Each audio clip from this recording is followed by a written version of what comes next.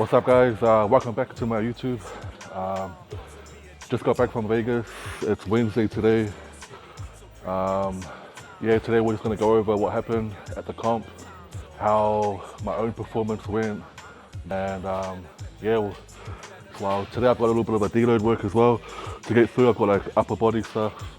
Everything's light today. Just going through the movements, and yeah, let's go. Taking you on a ride, it's like sounds so nice. Sounds so nice. I heard about it back in '86 when I went to school with Voodoo Child, Specs, Phantom 86, 8:30 sharp at the alley on Harrisbrook. We might be late, yo, but we gotta wait for Cook. Back in the day, you know. So, first event was the deadlift, max deadlift. Coming into this, I sort of didn't really know what to expect just because of my last heavy deadlift session didn't go so well. So coming into the first event, my goal was to kind of take one step at a time and lift the first one. So the first weight was 400 kgs, just get through that and then move on to the next one, 425. I felt pretty strong. As I was warming up backstage, I knew that I was gonna pull quite well just because of how I was feeling. When I did the 425, I moved quite quickly. It moved a lot better than how I thought it was gonna feel. So I knew once I did 425, I knew that the 1,000 pounds was gonna move quite well. After doing the 1,000 pounds, I was stoked. Like I was happy. That's what I wanted. That was my expectation, was to hit 1,000 pounds again. After that, backstage, I was talking to my coach. He didn't want me to do the 470. He was like, just bank the 1,000 and leave it there. But I don't know, like going off the 1,000 pounds, I was like, fuck, like I know I can get this. So I think my ego got the better of me a little bit, to be honest. Because I wanted 470. Probably the smart choice was just to leave it there and move on to the next event. Yeah, should have listened.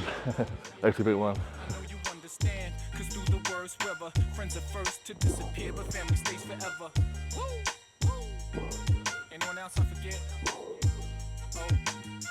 my cousin Lee Wallace, Lonnie, the whole world family. So, event 2 was car walk. This one was a bit weird, because like with car walk, I've never really dropped 1,000 pounds before. So when we went out, well, firstly backstage, I warmed up to 300 kg for a few meters, like maybe like 5 meters, and then I went to do a pickup at 360. That felt alright. And then it was my turn to go on stage, and I went to pick up the car walk, and it just felt heavy. I don't know why I dropped it. I think it just felt heavy.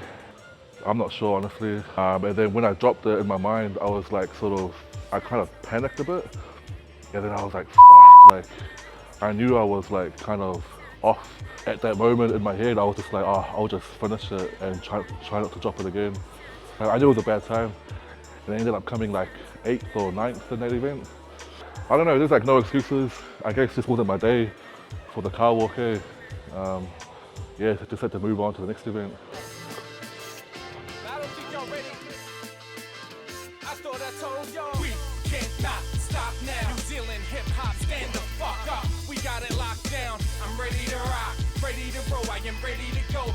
So the third event was the monster dumbbell, or the Circus dumbbell. This one was so hard for me. It was like probably like the toughest event, but not just because of the dumbbell itself. I just felt gassed from the car walk. It's like I didn't recover in time, eh? I think I was like second to last out and then first out for the dumbbell, and I was just like smashed. I remember being backstage and One of the guys was like, got 2 minutes until I'm out there, and I was I was dead, man, I was dying. So all I did was just warmed up with the 60 kg, pressed it once. Shane told me just touch the 90, so I went and touched the 90, and then after that I was straight out there. But yeah, I was just so gassed, man, still trying to recover. My plan was just to take one rep at a time, just because of how so gassed I was. Just such a bad performance on my part. But I mean, it is what it is, like, can't really do much about it. Like, yeah, I think I just gotta make sure I prepare better, I guess. Yeah, that's all I can do.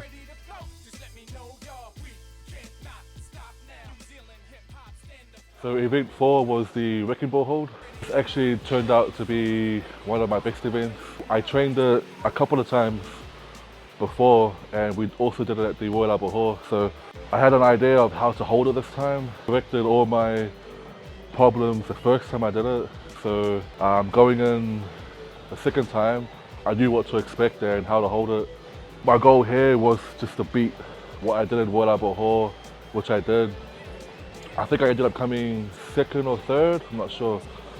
But I got good points in there, sort of bumped me back up into like a good position. I was going head to head with Eddie Williams, so I knew that if I beat him, I'll be in a good spot. So that was my goal, was to sort of beat Eddie at the wrecking ball hold, and I knew I'll be in a good position. Yeah.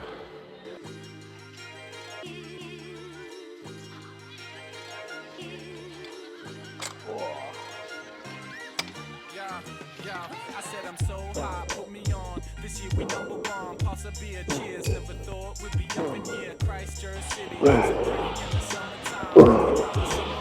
Got to be double time. So high. Oh, wait. I'm like cramping in my quad.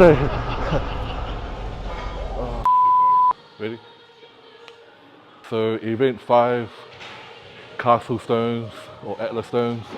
Going into this, after the wrecking ball hold, man, my forearms were so pumped, especially after taping it. They just felt so pumped. It's not an excuse, but it was just what I was feeling. We ended up putting the tacky on. I felt fine, like felt good, ready to go. I actually thought that I was gonna smash today. As soon as I went out there, first stone, I knew it was gonna be a tough one, just because usually I can like one motion it and just pop it up so easy. But this time I had to sort of pop it up and then kind of like lap it a little bit and then pop it up. Then going on to the third one, I noticed all my tape just sort of came undone and all the sweat just started dripping down my arms. So it was a little bit of a equipment malfunction, but so that was that issue. When I couldn't get the 160 up, I was sort of just over it at that point, and I just wanted to I tried, but it just wasn't gonna happen. And then I knew once I was struggling with that one, it was over. Like, I mean, it wouldn't have changed much. Yeah, that's what happened during the Stones. Just for fun. Ain't no one like us. Yeah. Congratulations. You made it. Welcome to Christchurch City. It's been a long time coming, but we're here now. So what we gonna do? How many cities you really know can flow?